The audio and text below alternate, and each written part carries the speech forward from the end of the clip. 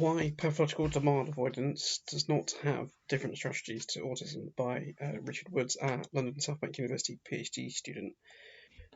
So this should be a short video just explaining why I think that PDA does not have different strategies to autism, and there's a pretty good case for that. So yeah, quick conflict of interest statement. So I am developing various tools for PDA, such as the PDA belief scale. I do gain some income from delivering training sessions on PDA, and I reluctantly advocate for PDA to be a standalone diagnosis. So a bit about myself. I am diagnosed autistic in 2012. I do meet Elizabeth Nee's PDA behaviour profile, but I'm not emotionally attached to it. I'm no longer basing my identity on these diagnostic categories. I'm still trying to work out the nuances of that in relation to like my terminology and just everyday life. But yeah, I prefer to my preference is that we use a transdiagnostic or cross-categorical approach to mapping and supporting characteristics associated with diagnostic categories within the, just categories in the DSM, within the main diagnostic manuals. My agenda is for at least inclusive, good quality, scientific method-based research and practice. My PhD is investigating PDA, and I am part of the Critical Autism Studies and Disability Studies group at London South Bank University. This is my interpretation of literature. Some others may disagree with me. I may sometimes use medical model terminology, but that's more because I'm drawing upon source material that does that. So moving on. So this is going to be quite a quick talk video for me anyway. Basically covering what are PDA strategies, and the main bulk of this will be critiquing them. So there are some 2-3 activities for people to do if they wish to do so. But yeah, so why am I doing it? Why am I doing this video? Well, partly because one of the main justifications for PDAs is it is meant to have different strategies compared to autism. So this is a quote from the PDA Society. It's from a document which seems to be a research document that's pretending to be clinical guidance from them. So I'm just going to read the quote out. So the primary reasons for identifying a PDA profile are to help individuals and those living and working with them make sense of a complex presentation that is otherwise difficult to explain, and to signpost to differentiate strategies and approaches based on an indirect directional style that gives an individual more choice and control. From my perspective, there's a lot of things problematic in that quote, but that's a topic for a different video. If they ever do one on it, but yeah, I could do one on that quote. There's a lot to unpick in that. So yeah, this is an activity which I kind of ask people to do in my training, which is please can you list strategies that you think are good practice, such as allowing someone time to process information. I normally give them up to a few minutes to do that, and I do kind of discuss it with them. And there's a good reason why I do that. I'm not going to wait for a few minutes to do it on the video. I'm just going to move on. So these are the PDA strategies that were provided by the Autism Education Trust a few years ago. They were noted in a couple of different articles, so I kind of hoovered them up into one list. They are a specific key worker and trusted relationship, being flexible and adaptable, using indirect praise, letting things go, negotiating by providing choice to people, so that's usually 2 to 3, positive relations, thinking aloud, tone of voice, treating anger as communication, using humour, use role-play novelty in various materials, and using the visual communication methods. So that's one way. The PDA Society has provided this panda infographic for people to use for the PDA strategies. So yeah, so it stands for, the PANDA stands for pick battles, anxiety management, negotiation and collaboration, disguise and manage demands, and adaptation. So that includes like minimize rules, enable some choice and control, explain reasons, accept that some things can't be done, try humour, distraction, obviously in roleplay, be flexible, always have a plan B, allow plenty of time, word and position question directly, constantly monitor tolerance for demands and match demands accordingly, doing things together helps, like keeping calm, proactive collaboration and negotiate to solve challenges. Fairness and trust are central. Reduce uncertainty, recognise underlying anxiety, social sensory challenges, think ahead, treat meltdowns, panic attacks, and support throughout, and move on.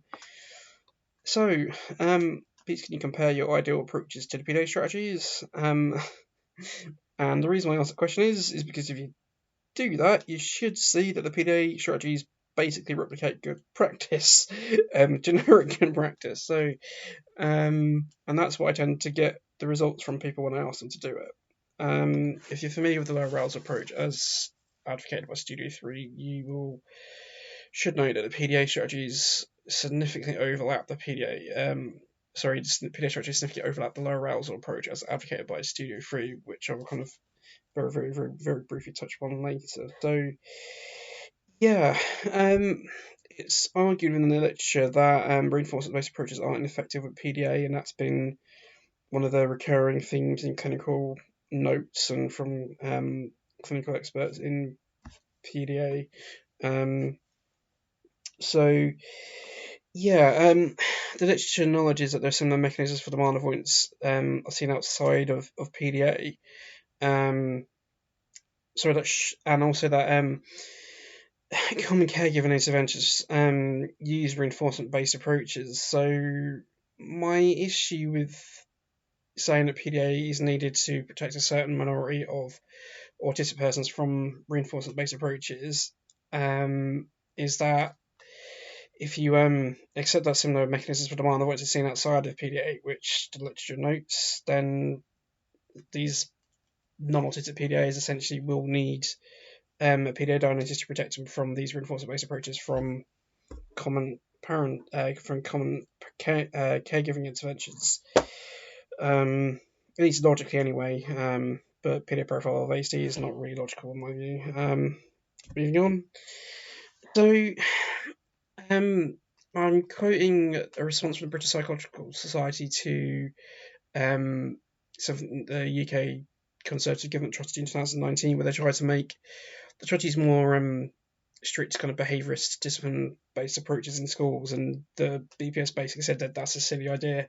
And they gave the reasons for basically saying that. So Daniel O'Hare wrote that it's simplistic and reactive approaches are stressful to teachers and do not adequately teach children why the behaviours should not change. Why they should change, not.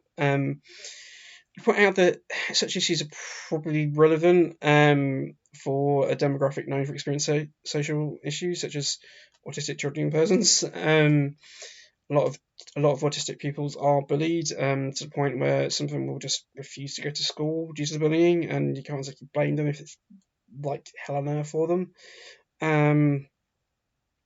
So I'm going to quote a direct piece of text from Dan O'Hare's piece. So, warm, supportive relationships with adults, a sense of belonging, high expectations, teaching social and emotional skills and autonomy are a key ingredients to positive behaviour change for children and young people.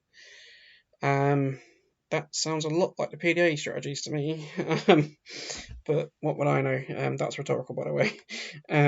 So we should be about halfway through this talk, so just moving on to this. This is a quote from an article by Stephen Kapp. So, a substantial proportion of the risk of poor outcomes is likely to be socially produced, and the course of an autistic individual's development is determined by other factors such as the condition itself. I'm going to restate that. So, a substantial proportion of the risk of poor outcomes is likely to be socially produced, and the course of an autistic individual's development is determined by other factors as much as a condition itself. So, including the enrichment and modification of social environment, social context also affects autistic people's functioning, such as the benefits from parental acceptance of autism in inclusive educational settings. This has quite a lot of implications. What it effectively means in this case, and what PDA strategies is, with PDA strategies replicating good practice, they basically should be widely practiced on autistic people, especially when you consider the atrocious the general distress of the autistic population, including autistic pupils. There's an interesting paper by Claire Truman et al. From like 2 years ago, and the exclusion statistics for autistic children, pupils with and without PDA is were comparable. I think there is insignificant differences between them from the exclusion stats. From off the top of my head, don't quote me on that one. It's been a while since I read the paper. But the paper also notes a general distress of the autistic pupils generally. So yeah, I mean, it's ethically problematic to kind of try and give one arbitrary subgroup of autistic people good quality strategies. Um, and and and like, so this quote with Dana Hare is really important, because if the PDA strategies are just replicating good practice, which they seem to be, then they should be widely practiced independent of the PDA category, regardless of how broad you think that category should be. But yeah, this is another quote from the Stephen Capp article, and it's actually quite important. It kind of helps explain why PDA strategies seem to work. So, for example, bidirectional effects exist between autistic people's externalized behaviours and a parental distress or criticism, but they appear more driven by parents' impacts on their children. So, if you're using the PDA strategies at home with your child that you think has PDA, by kind of using PDA strategies, you're intrinsically like minimizing demands on them. You're automatically kind of regulating your arousal level and how you come across and impacting them. So if your kids externalizing behaviors, which loaded PDA features are, they're going to be less triggered by using PDA strategies. It also makes a mockery of just assuming that PDA is something that's intrinsic to the individual, because if the behaviours are being triggered by the caregivers a lot of the time, then it's intrinsically a process. It's not something that's naturally occurring within the person. It's been pointed out that autism interventions or strategies equivalent to PDA strategies have been practiced independent of PDA for 4 years. And it's not really surprising, considering the fact that PDA strategies just seem to replicate good practice. I mentioned kind of studio freeze low arousal approach earlier. Anyone who's kind of familiar with studio freeze low arousal approach, they should know that in order to effectively do that with an individual, you need to personalize it independently of the categories attributed to them. So that's getting to know the stress signature, the cues, the triggers, like what distractors work with them, that kind of thing, and that you shouldn't need a pedodontis for that to happen. I'd also point out that under an Equality Act, like, it shouldn't matter if you diagnose a pedo or not to receive PDA strategies and stuff like. Yeah, I mean, I'm gonna.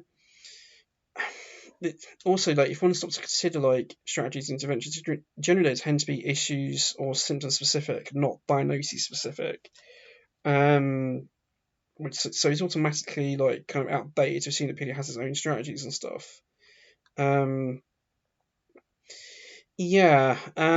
recent review of positive behaviour support in the UK suggested that positive behaviour support, which is basically, from my view, is just a rebranding of applied behaviour analysis and is a reinforcement-based approach.